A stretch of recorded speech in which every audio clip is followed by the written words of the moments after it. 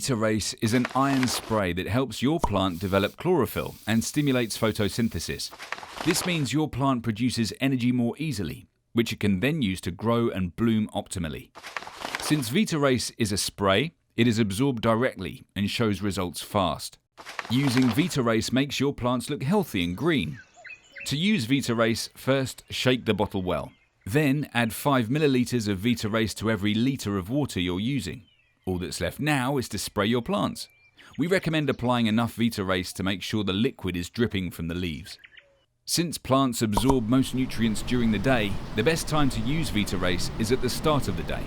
Use Vita Race once a week during your plant's growth phase and the first 3 weeks of its flowering phase. All our universal products can be used with any substrate or basic nutrient, and Vita Race is no exception.